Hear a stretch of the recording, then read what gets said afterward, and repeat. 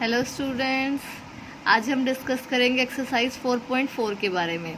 पर उससे पहले हमें उस एक्सरसाइज के क्वेश्चन सोल्व कैसे करने हैं हम वो डिस्कस कर लेते हैं। तो उसके लिए पहले हमें पता होना चाहिए मूलों की प्रकृति। मूलों की प्रकृति हम बोल सकते हैं नेचर ऑफ रूट्स, कि जो रूट्स का नेचर है वो हमें कैसे पता चलेगा। कि मान लीजिए ये आपका द्विघात समीकरण है, क्वाड्रेटिक इक्वेशन है। स्टैंडर्ड फॉर्म क्या होती है? ax² + bx + c = 0। अगर हम इसका रूट्स निकालना चाहें, मूल जिसको हम बोलते हैं, वो किसके इक्वल होगा? x = -b ± √b² - 4ac/2a। यही होता है हमारा क्वाड्रेटिक फॉर्मूला, यही होता है। इसमें -b ± =b² - 4ac/2a। अब इस x का जो प्रकृति है वो कैसी होगी? मतलब ये एक वास्तविक मूल होगा या वास्तविक नहीं होगा? कैसा मूल होगा? मूल होंगे भी या नहीं होंगे वो हमें कैसे पता चलेगा? वो हमारा डिपेंड करता है इस एक टर्म पर। कौन सी टर्म? वो हमारी b² - 4ac। जो b² - 4ac है उस पर कैसे डिपेंड करेगा? अब ये जो b² - 4ac है इसको हम बोलते हैं विविक्तर या हम बोलते हैं डिस्क्रिमिनेंट। ठीक है, b² - 4ac। अब सबसे पहला आता है अनइक्वल रियल रूट्स, या हम बोल सकते हैं भिन्न वास्तविक मूल। अनइक्वल रियल रूट्स का मतलब है कि जहां पर आपके जो रूट्स हैं वो इक्वल ना हो, उनकी वैल्यूज क्या क्या हो? अलग अलग हो। जैसे हम बोल सकते हैं कि x की एक वैल्यू तो आ गई 4, एक वैल्यू आ गई 8। यहाँ पर क्या है तो दोनों वास्तविक मूल, लेकिन क्या है? वैल्यू अलग अलग है। वो कब होगा? जब हमारा b² - 4ac क्या होगा? > 0 होगा, कि इसकी वैल्यू आपकी क्या आए? 0 से बड़ी आए। ठीक है। दूसरा आता है इक्वल रियल रूट्स, मतलब बराबर वास्तविक मूल, कि जहां पर आपके जो मूल है मतलब जो रूट्स हैं उनकी वैल्यू क्या आए? बिल्कुल बराबर आए। तो वो कब होगा? जब b² - 4ac = 0। अब यहाँ ध्यान से देखिए, x की वैल्यू क्या है? -b ± √b² - 4ac/2a। ऊपर अगर हम न्यूमरेटर में बात करें तो दो ही टर्म है, अगर दूसरी टर्म 0 हो गई तो -b/2a यही तो बचेगा। तो ऐसे केस में हमारा क्या बचेगा? इक्वल रूट्स आएंगे, मतलब सेम रूट्स आएंगे। जैसे x की वैल्यू 2। नो रियल रूट्स की मतलब कोई भी वास्तविक मूल उस इक्वेशन के लिए, उस द्विघात समीकरण के लिए होगा ही नहीं। वो कब होगा? जब इस b² - 4ac की वैल्यू क्या आ जाए? 0 से कम आ जाए, मतलब कोई नेगेटिव नंबर आ जाए। जैसे ही कोई नेगेटिव, कोई ऋणात्मक नंबर आ जाएगा तो जो नेचर ऑफ रूट्स है उसमें क्या आ जाएगा कि कोई भी वास्तविक मूल उस द्विघात समीकरण के लिए, उस क्वाड्रेटिक इक्वेशन के लिए हमारा एग्जिस्ट नहीं करेगा। तो ये तो है मूलों की प्रकृति। अब इसी से रिलेटेड हमारे हैं एक्सरसाइज 4.4 के क्वेश्चंस। तो चलिए डिस्कस करते हैं। पहले क्वेश्चन नंबर फर्स्ट। क्या है क्वेश्चन नंबर फर्स्ट? निम्न द्विघात समीकरणों के मूलों की प्रकृति ज्ञात कीजिए यदि मूलों का अस्तित्व हो तो। ठीक है, उन्हें ज्ञात कीजिए। कि मतलब अस्तित्व का मतलब है अगर वो एग्जिस्ट करते हैं तो बताइए कि वो मूलों की पहले तो बतानी है प्रकृति कैसी है।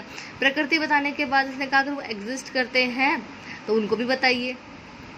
तो इक्वेशन हमने सबसे पहले इस इक्वेशन, जो भी हमारा द्विघात समीकरण है या क्वाड्रेटिक इक्वेशन है, उसको किससे कंपैरिजन करेंगे? जो स्टैंडर्ड क्वाड्रेटिक इक्वेशन होती है वो क्या होता है हमारा स्टैंडर्ड क्वाड्रेटिक इक्वेशन?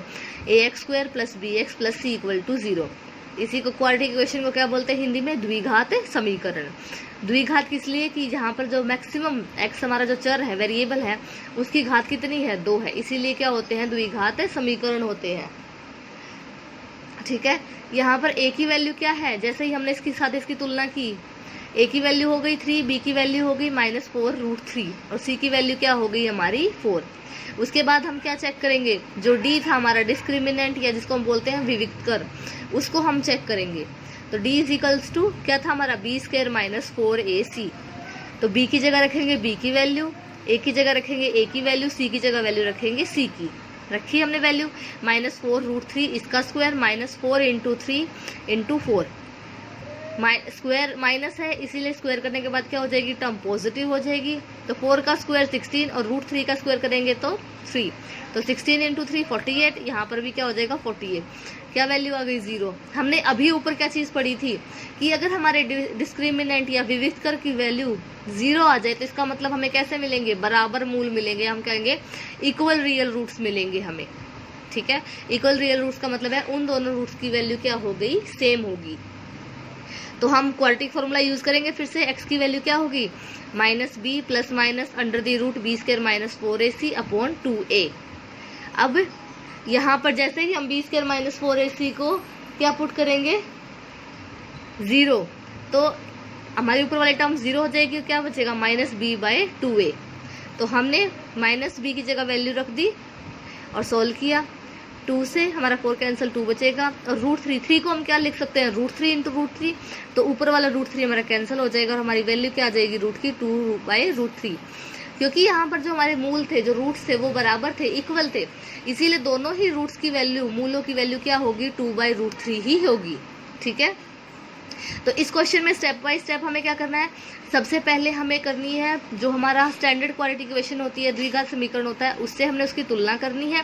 वहां से इस ABC की वैल्यू निकालेंगे, फिर D की वैल्यू निकालेंगे। D की वैल्यू के हिसाब से ही हम चेक करेंगे कि जो मूल हमारे वो कैसे होंगे, रियल मतलब इक्वल रियल रूट्स होंगे, अनइक्वल होंगे, या कोई भी रियल वास्तविक मूल होगा ही नहीं। अगर होंगे हमारे रूट्स तो हम क्या निकालेंगे, उन रूट्स की वैल्यू निकालेंगे। यहाँ पर क्योंकि इक्वल रियल रूट्स थे इसलिए दोनों ही रूट्स की वैल्यू बराबर होगी, वो क्या होगी, 2/√3 होगी। ठीक है, ये था क्वेश्चन नंबर फर्स्ट। अब बात करते हैं क्वेश्चन नंबर सेकंड की। क्या है, निम्न प्रत्येक द्विघात समीकरण में k का ऐसा मान ज्ञात कीजिए कि उसके 2 बराबर मूल हो। कि हमें इस द्विघात समीकरण के लिए k की ऐसी वैल्यू बतानी है कि हम वो वैल्यू पुट करें तो जो हमारी बराबर मूल होने का मतलब है कि D की वैल्यू क्या होनी चाहिए, 0 के बराबर होनी चाहिए। तो हमें k की ऐसी वैल्यू निकालनी है कि जिसको अगर हम पुट करें तो इस द्विघात समीकरण के लिए हम जब भी विविधकर की वैल्यू निकालेंगे, डिस्क्रिमिनेंट की वैल्यू निकालेंगे, उसकी वैल्यू क्या बनेगी, हमारी 0 बनेगी। ठीक है, तो हमने इसको सोल्व करना स्टार्ट किया। जैसे ही अंदर मल्टीप्लाई करेंगे तो kx² प्लस kx इंटू में -2 प्लस 6, तो इक्वेशन क्या बन गई, kx² minus 2kx plus 6 equals to 0। ये तो हमारी क्या बन गई, इक्वेशन बन गई। अब क्योंकि बराबर मूल है तो D की वैल्यू क्या होगी, 0। अगर अब इसको जनरल जो हमारा द्विघात समीकरण होता है उससे कंपैरिजन करें तो A की वैल्यू क्या होगी, k, B की वैल्यू होगी -2k और C की वैल्यू क्या होगी, 6। क्योंकि हमें बराबर मूल गिवन है तो इसका मतलब D की वैल्यू क्या होगी, 0 होगी। D की वैल्यू का मतलब क्या है, b² माइनस 4ac 0 होगा। तो b² माइनस 4ac 0 होगा तो क्या करेंगे हम इसके लिए, 4k² minus 24k equal to 0, क्योंकि जैसे ही हमने वैल्यूज पुट की ये आएगा। यहाँ से हमने 4k कॉमन निकाला, k माइनस 6। अब दो चीज़ें मल्टीप्लाई में है तो या तो k पहला 0 होगा या दूसरा 0 होगा, तो या तो k की वैल्यू 0 होगी या फिर k माइनस 6 इक्वल टू 0 रखेंगे तो k की वैल्यू क्या आ जाएगी, 6 आ जाएगी। तो हमें दो वैल्यूज मिल गई, 0 और 6। मतलब 0 और 6 ऐसी वैल्यू है जिसको अगर हम जो दी गई इक्वेशन है उसमें पुट करें तो हमें हमारे जो D की वैल्यू है वो 0 मिलेगी। रूट्स कैसे मिलेंगे, बराबर मिलेंगे।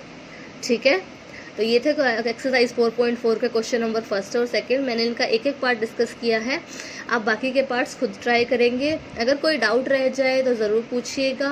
वीडियो अच्छी लगे तो वीडियो को लाइक कीजिएगा और अपने फैमिली फ्रेंड्स में शेयर कीजिए जिसको भी इसकी ज़रूरत हो। Thank you so much students.